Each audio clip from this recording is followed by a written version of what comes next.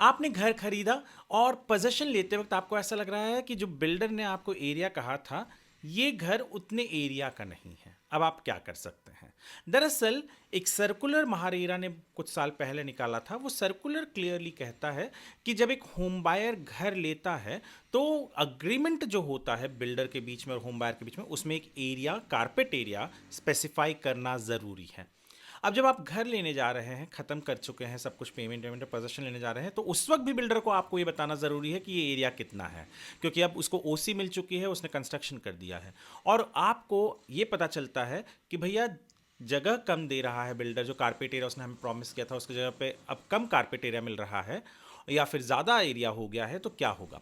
देखिए, कानून कहता है, रूल कहता है महारेरा का कि 3% प्लस और माइनस छोड़ दीजिए, उसके ऊपर ज़्यादा कुछ नहीं हो सकता। यानी 3% ज़्यादा है या 3% कम है तो ना बिल्डर आपको कुछ बोलने वाला है, ना ही आप उससे कुछ बोलिए, क्योंकि 3% वो नेग्लिजिबल माना जाता है।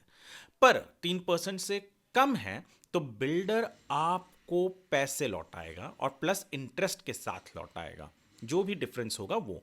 और 3% से ज़्यादा है तो बिल्डर कैलकुलेट करेगा और आपको वो जो एरिया का, एक्स्ट्रा एरिया का पैसा है वो आपसे मांगेगा।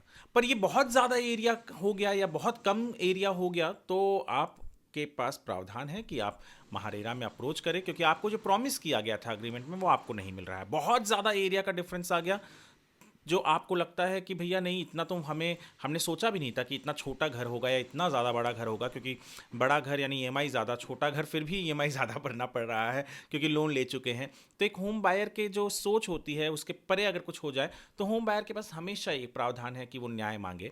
पर कितना परसेंट अलाउड है, यानी ये प्लस और माइनस 3% अलाउड है। इसके अलावा जो भी मैंने कहा, पैसा बिल्डर को देना पड़ेगा अगर कम है, और ज़्यादा है तो होम बायर को देना पड़ेगा। पर होम बायर के पास हमेशा एक रेरा ये कानून है कि वो जाके कंप्लेंट शिकायत कर सके। और इस ऐसे बहुत सारे चीज़ें हुई हैं जहाँ पर बिल्डर ने जब कम दिया है ज़्यादा तो कोर्ट के ऑर्डर्स हैं कि बिल्डर को, होम बायर को पैसे देने पड़े हैं। तो ये भी प्रावधान है।